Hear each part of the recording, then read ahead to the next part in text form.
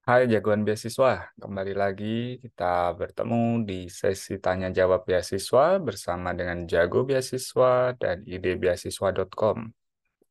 Di edisi keempat ini kita akan membahas beberapa topik terkait dengan beasiswa secara umum, terutama beasiswa AAS, Australia Award Scholarship. Bagi yang belum subscribe, mohon bantuannya ya untuk subscribe channel ini. Jangan lupa untuk like dan tinggalkan komen jika ada pertanyaan atau ada apresiasi terhadap posting ini. Baik, kita mulai saja. Yang pertama dari Kak Dia.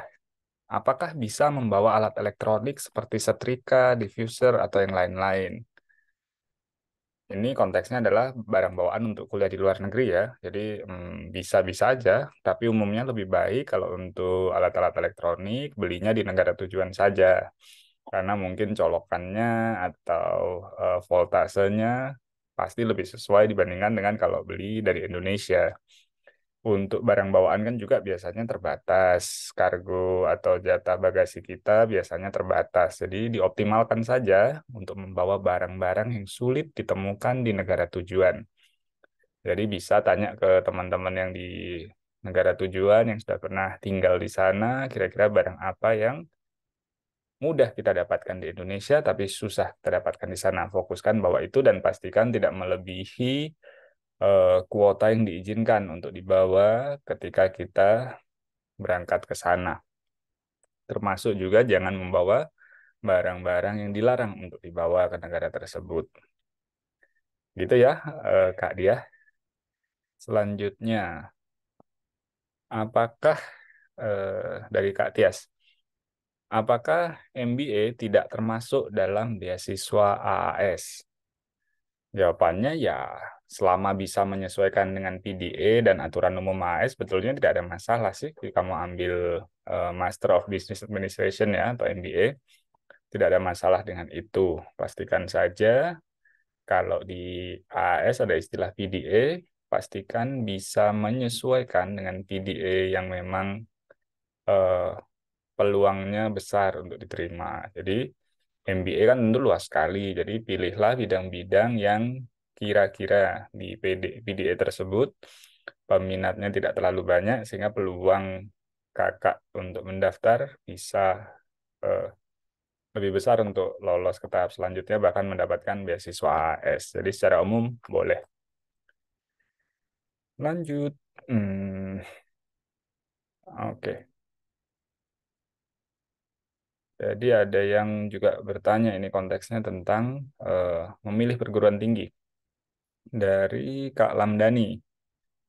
Sangat sulit memilih perguruan tinggi yang sesuai kemampuan akademik calon mahasiswa dari daerah. Mungkin maksudnya daerah ini yang eh, di luar eh, Jawa mungkin ya maksudnya konteksnya di sini. Khususnya untuk kuliah kedokteran gigi. Informasi yang minim terkadang membuat para calon mahasiswa bersaing sangat berat, tidak sesuai kemampuan, yang pada akhirnya gagal. Kalau jawaban saya sih betul gitu. Jadi kuliah apapun ya, bukan hanya kedokteran gigi, di dalam maupun di luar negeri, secara prinsip selalu ada persaingan. Nah, kalau persaingannya didasarkan hanya di informasi yang minim, ya silahkan gitu ya. Salah satunya memperbanyak informasi dengan misalnya cek di idebeasiswa.com atau subscribe channel ini, Jago Beasiswa, untuk bisa mendapatkan informasi tentang peluang-peluang yang ada dan juga strategi-strategi untuk bisa memilih dan diterima di perguruan tinggi tersebut dengan atau tanpa beasiswa. Jadi, apalagi jika beasiswa tentu persaingannya secara umum akan lebih berat dibandingkan dengan yang tanpa beasiswa. Jadi, kapan harus siap-siap? Nah, saran saya sih sebaiknya memang sejak awal gitu ya. Kalau bisa sejak SMA sudah tahu akan mau kuliah apa. Kalau mengincarnya S2 ya kalau bisa sejak S1 bahkan sejak SMA pun sudah bisa memetakan, oh saya mau kuliah S1-nya ini, S2-nya ini. Jadi ketika sudah tahu pilihannya, tentu sudah tahu dong persaingannya seperti apa. Karena sekarang teknologi internet juga sudah cukup meluas, jadi ya tentu kita bisa memanfaatkan itu. Kita sudah tahu arah yang dituju apa, sambil jalan tentu bisa dimodifikasi, bahkan mungkin bisa berubah prioritas ataupun pilihan kita, tidak masalah. Yang penting sudah mulai memilih seawal mungkin. Kira-kira paling pas ya kalau untuk mengincar kampus S1 ya sejak kelas 1 atau 2 SMA sudah mulai ada arahnya kemana. Kalau untuk S2 sebaiknya ya paling lambat di semester 5 mungkin itu sudah harus tahu ingin lanjut S2 atau tidak. Kalau ingin S2, S2 yang seperti apa yang diinginkan. Begitu.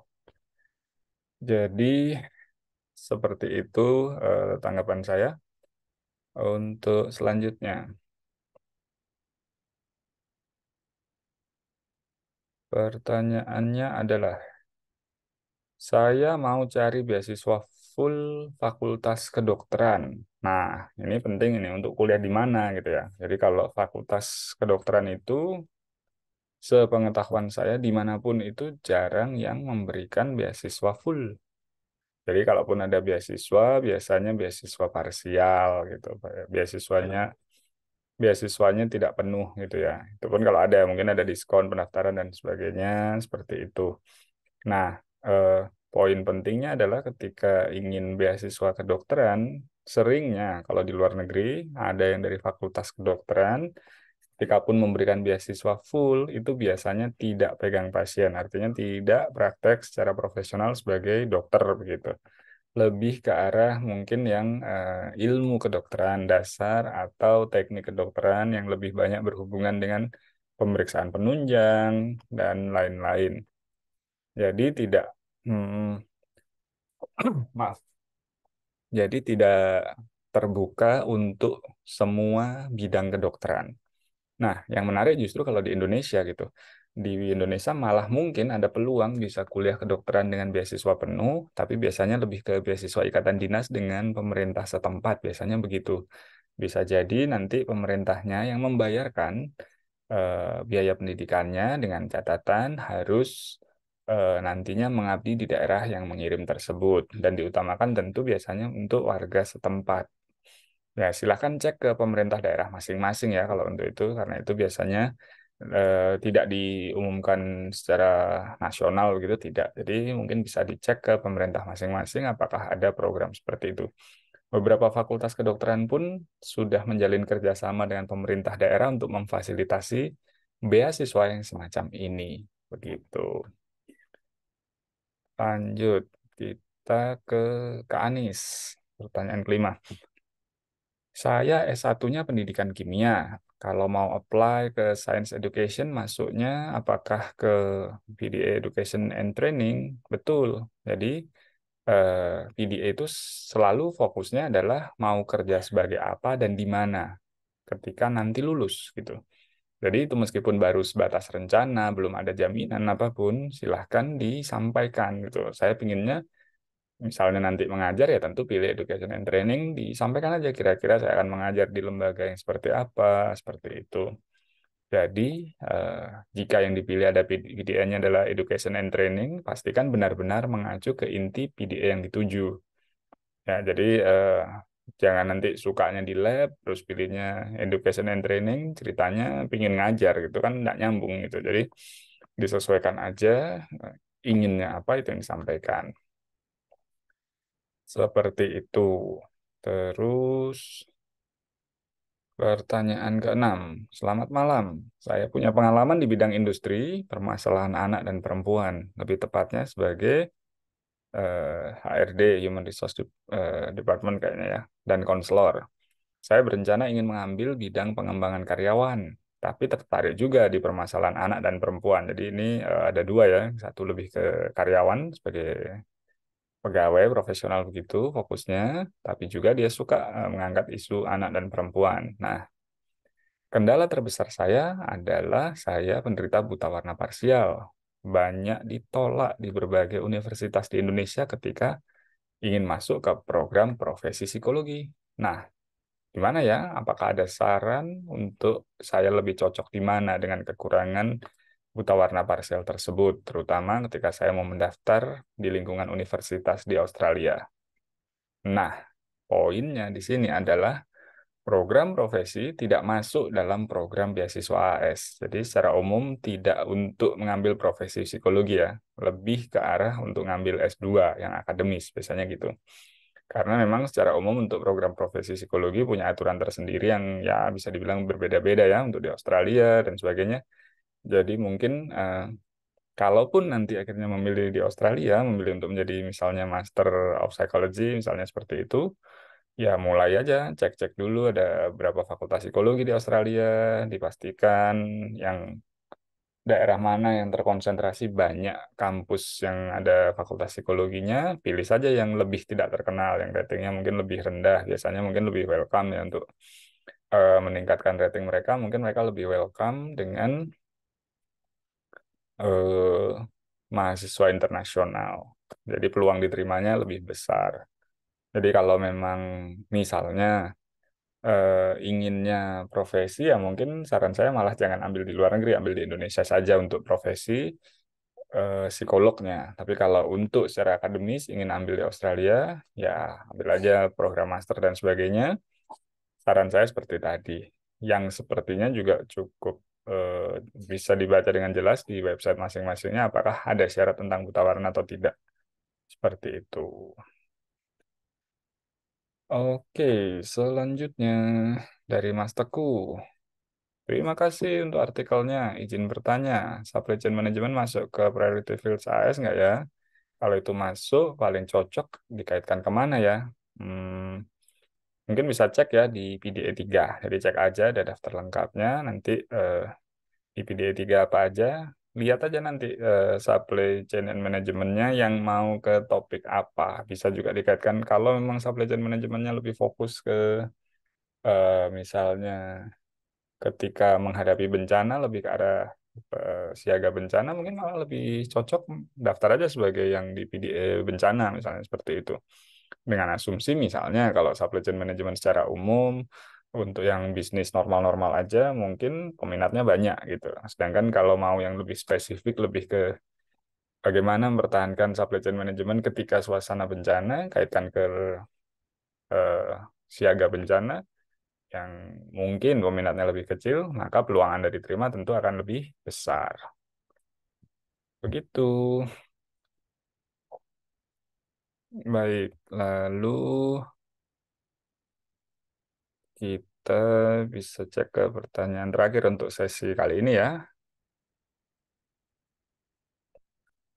Pertanyaannya dari Kak Rizky. Dalam memilih jurusan, kan disarankan memilih jurusan yang sama namun beda universitas kan ya Kak. Apakah Master in Economic Development serupa dengan Master in Economic and Regional Development?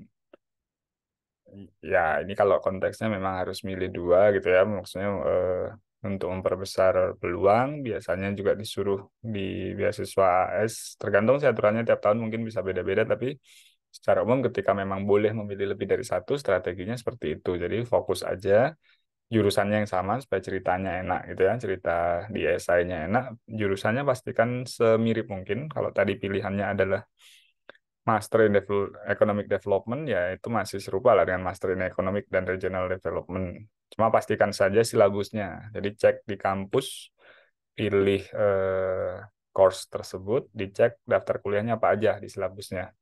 Kalau memang mirip-mirip ya 80 sampai 100% ya berarti kita bisa bilang itu sama. Jadi kampusnya pastikan juga kalau bisa di beda negara bagian gitu ya. Kalau untuk AS, kalau milih yang lebih dari satu kampus, ya pilih aja yang di beda negara bagian. Itu cuma saran aja. Oke, kira-kira sekian dulu sesi tanya jawab kita. Sampai jumpa di edisi selanjutnya. Jangan lupa subscribe channel ini untuk mendapatkan tips dan trik terkait beasiswa apapun yang ingin Anda inginkan, bahkan termasuk pemilihan kampus, pemilihan profesor, dan lain-lain. Tinggalkan komentar di video ini atau kunjungi dbeasiswa.com untuk baca-baca ada informasi apa aja. Tinggalkan komentar, nanti kita akan bahas di edisi-edisi selanjutnya. Terima kasih, salam sukses. Semoga pejuang beasiswa mendapatkan apa yang diharapkan dan menjadi jagoan beasiswa bersama Jago Beasiswa.